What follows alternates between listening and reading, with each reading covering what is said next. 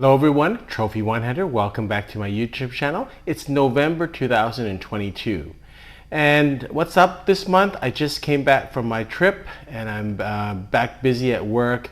And so I'm going to tell you, I always get like this at the end of the year. I'm a little melancholy, so hopefully I'll snap out of it. But I'll tell you what I'm feeling, although this has nothing to do with wine.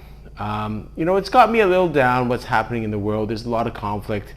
Here I am sitting with my Cheval Blanc, and there's so much unrest, unhappiness, and destruction in the world. So I want to make 2 points about this. One, I had a very good conversation on one of my other channels with Trophy Food Experiences with a person who kind of called me out for defending myself a little bit, because a viewer was kind of saying in one of my videos where I went to Paul Bocuse, with what I ate there, I could have fed a small country. I probably made what I thought was a polite comment, but it was almost like a backhanded criticism of their comment. And the viewer another viewer came to her defense and said, listen, I mean, you can do whatever you like with your life, but there's no need to justify everything in your life. I guess to me, I'm still just dealing with this in terms of how can I be drinking these wines and eating all this food, and there's so many people that are in need, especially at this time of the year. And 2 points. One, he made it clear. He goes, you don't have to justify it. I mean, you can do whatever you like with your money. And I think to a certain extent, I want to feel like a person that's rational, but maybe I'm not as rational as I think. Maybe I'm not as charitable as I think. Maybe I am selfish. It's really hard to admit that, but I think for me, I'm just trying to get to the realization that I'm imperfect, and maybe it's okay to be imperfect. So that's kind of one thing. And then secondly, why I do these channels, this wine channel and even the food channel, with my videos, at least I get to share this experience with all my viewers, and hopefully that will help others and also save others from opening a bottle too quickly, so that it's not wasted, that I'm at least sharing some knowledge. So that's kind of my justification. And you'll see me a little bit more subdued this month. I'm still working through this time. Not that I'm unhappy, not that I'm ungrateful, not anything to do with my life, but just feeling for the world. Let's get back to what's going on this month. So a couple of videos that I've done. I had a dinner at with Chateau Angelis. And we went through 4 vintages of Chateau Angelis, so I'll be doing a video on that. I did a review of the Prima Pietra wine, which is from the Ferragamo family. I did a review of a champagne from Pierre Paillard, and I'm gonna review this, the 2011 Cheval Blanc. Cheval Blanc is one of my favorite wineries, and so I wanted to do a video about them. Because it's coming to the end of the year, it's really busy. I'm going to try and do as many videos as I can, but I can't promise you. But there's going to be a lot of things that happen in this time period that are unexpected. Things come up, and so I might even be traveling during this period on short notice. So in a way, it's an exciting period. It's a scary period. It's a period of volatility. So we'll see what happens, and I don't have as much plan. I don't have as much focus and direction as I've had, and maybe in the next couple of months, hopefully I'll get that direction and that enthusiasm again for making videos for my viewers. My shout outs this month: Rick Weiser and Dominic Schmidt. These are all people who have supported my channel for many months and years even, and always commented. I really enjoy the comments. That really lets me know that someone's watching and keeps me on track. And all my viewers and subscribers, I really appreciate your comments. Whether you agree or you don't agree with me, you've always been polite. You've always tried to point out things, and I do take them to heart. what you say, and I learn so much from my viewers. I also come up with some wine knowledge every month. While I was in Hong Kong, I had the pleasure to drink a lot of off vintages, 07 and 11. And what I'm finding is, there's a huge distinction, and I think this is important to point out. When we talk about high point ratings, in general, that's really only important to investors. Because investors look at high point ratings as that's the source of their investment. It has to be 99 points, 95 points and above generally, but 98, 99 points. The higher the scores by the experts, the more marketable that wine is for investment purposes. For us as consumers, it's really not that important. It's really the drinking experience that's more important. So a lot of times I find a 88 point wine will drink much better than a 95 point wine if it's young. And that changes once we get to 30 or 40 years. And of course, the higher classic wines will get better. But many people, or most people, I would think, don't hold their wines for 30 or 40 years. So it really is irrelevant. So you'll see in my Angelis video that I make a distinction between drinking wines and investment wines. And most of us out there are not investors per se, and I probably will do a video in the future about wine investment. Given this fact, I think it's more important for people to focus on drinking wines and affordability. You have a choice between a 95 point wine and a 90 point wine, and there's a huge price difference. I might take the 90 point wine because we're just drinking. And this is a perfect example. 2011 Cheval Blanc, I don't even know what the rating is. It's an off vintage, considered an off vintage. It's a beautiful wine. It's a great drinking wine. Popping open, I've enjoyed it over the last 2 days. Nothing wrong with this wine. And so, yeah, I might not make money on this. You're going to enjoy this wine if I had it. So that's what I mean. A lot of people do get too caught up in the vintages. Oh, this is a great vintage, this is great. But that's really only for collectors. When we're talking about drinkings, we're talking about what's drinkable now. And while I was in Hong Kong, I drank a lot of off vintages, and the off vintages like 7, 11, 12 are drinking wonderfully right now. They're excellent wines. Even 6 and 8 are drinking very nicely too. So don't discount them.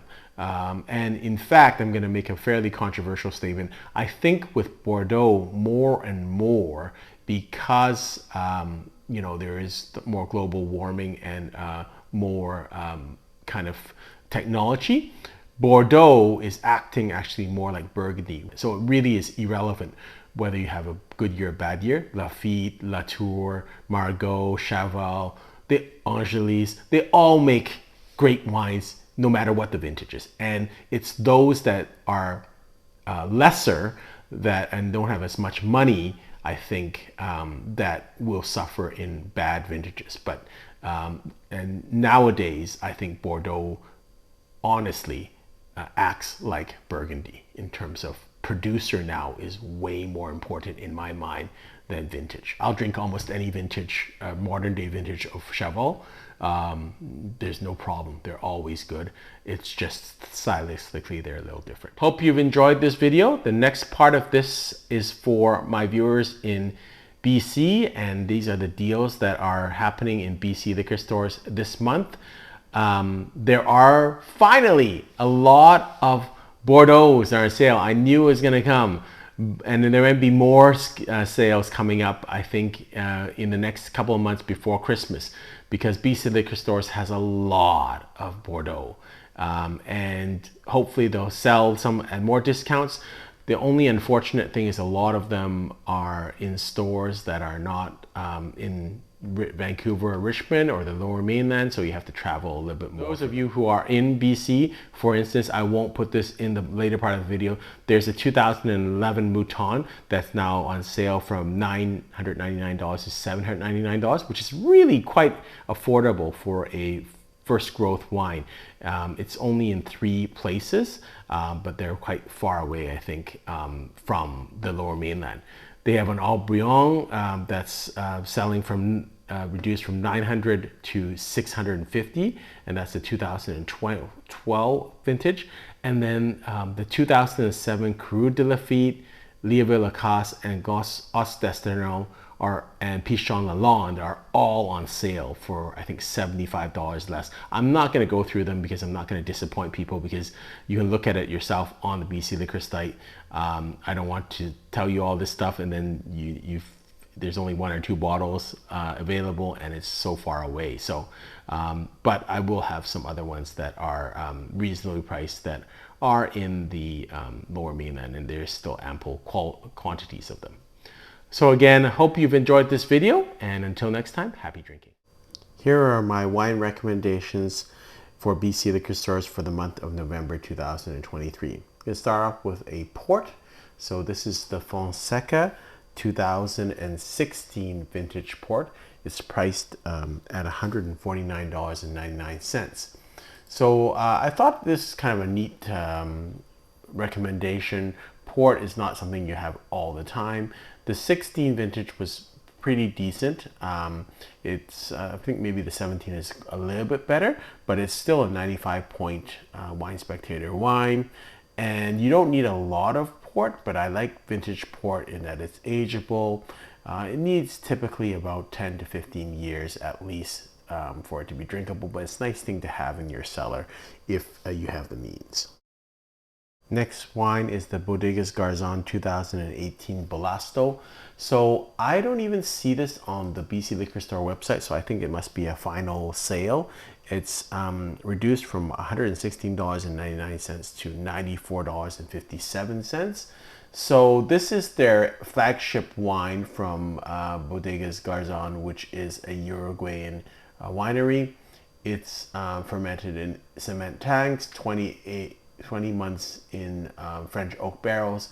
The blend is 45% Tannet, which is a indigenous grape for Uruguay, 25% Cabernet Franc, 18% Petit Verdot, and 12% Marcelin. So something quite a bit different than our normal North American wines, but very interesting. Finally, the Bordeaux sale that we've been waiting for almost a year. We finally got some sales on some Bordeaux wines, although the only problem is a lot of them are only available in certain stores. So I tried to pick ones that are a little bit more accessible, that have more stores that are involved. So the first Bordeaux that I'm recommending is the Le Clarté Haut-Brion Blanc 2015. There's a number of vintages that are on sale, but I think the 2015 is probably the best priced, and I think I like it the most in terms of it is the, for me, the longest ageability compared to, I think the 16 is also for sale for $145, and the 17 is also on sale. But this is $170 now reduced to $145. So this is the second wine of Haut-Brion White and Le Mission Haut-Brion White. And both of those wines are very expensive. Haut-Brion White, I think it's $1,500. So getting this wine at $145, I think is a steal. So great drinking wine. I believe I have done a video on this wine. If not, I will in the future. I do hold a lot of bottles of this wine, and I'm a big fan of it.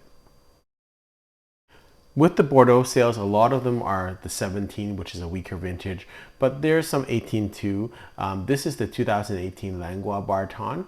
It's on sale from $130 to $100, and this is really a great price point for Bordeaux wines in the $100 range. That's quite acceptable, and you know, you really don't worry very much about the vintage. But this is 18 is a great vintage. There's 94 points Wine Spectator.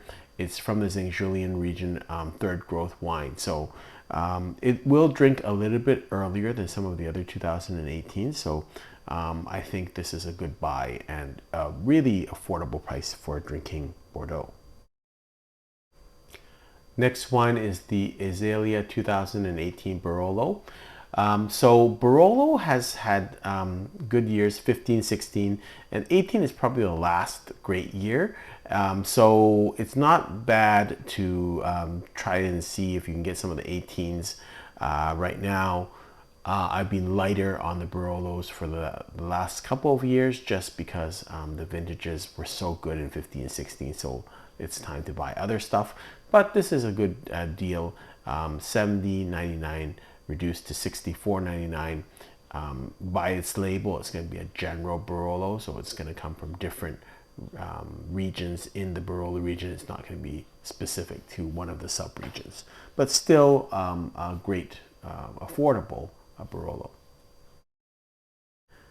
I don't see a $40 Bordeaux very often, so I think this is a good buy. There's only 9 bottles left at the Canby store, so I'm not sure by the time this video comes out whether it'll still be available, but it is a good buy. It's a 2018 Chateau de France. It is from the Pessac-Longan region, 54% Cabernet Sauvignon, 46% Merlot. Pretty decent value wine, but again, I don't see $40 wines, Bordeaux wines very often that are decent. It's a decent vintage, 89 points Wine Spectator, early drinking. So a really nice pickup. This is the wine I actually picked up for myself. It's the Chateau Ferrier 2017, reduced from $95 to $75. And for me, anytime you can pick up a growth wine for under $100, I'm pretty happy with this. This is a third growth from the Margaux region. I think the Margaux region is doing great things. So I'm not even sure the rating of this, probably around 90 points, but it doesn't matter to me. It's a drinking wine, it's early drinking, 79% Cabernet Sauvignon, 19% Merlot, 2% Petit Verdot. I really like the price of this wine, kind of a wine that you can drink without a lot of thought, and it's not going to need a lot of aging. So I'm really happy with this buy. New Zealand Sauvignon Blanc always provides such a great value, and there's so many available. They're very affordable, but this one is kind of interesting. It's a new product to me. It's the Tohu 2022 Sauvignon Blanc from the Marlborough region, reduced from $26.99 to $23.99. What kind of piqued my interest on this one is the first Maori-owned wine business established in 1998. Feel good story in terms of the winery, and it is not just a good story, but it's a good wine. It's 90 points Wine Spectator, and it'll drink right away quite nicely. Next one is a nice value pick. It's the Ricasoli 2020 Chianti Classico Broglio. Ricasoli always makes great wines, especially at the value range. This is reduced from $29.99 to $23.99. For value drinkers, Chianti Classico does provide great value. And again, the quality of Chianti Classico with all the improvements, you don't have bad Chianti Classico anymore. So I like this wine in terms of just for everyday drinking wine. And my last recommendation for you is the 2018 Louis Martini Cabernet Sauvignon Napa Valley, reduced from $55.99 to $50.99. Louis Martini is an old school producer, but sometimes forgotten. They're kind of maybe associated with value, but I think they actually make pretty good wines. And this is a premium wine, but you're getting a really good deal on it. It is actually cheaper than what you find on its actual website, which is priced at $55 US. 100% Cabernet Sauvignon 2018, I think, was a pretty decent vintage in Napa. I don't think this was affected by smoke, and it always has a high rating. I think from almost everyone, it's 90 points plus. It's 91 points Wine Spectator, 93 points James Suckling. Hope you've enjoyed this video. Until next time, happy drinking.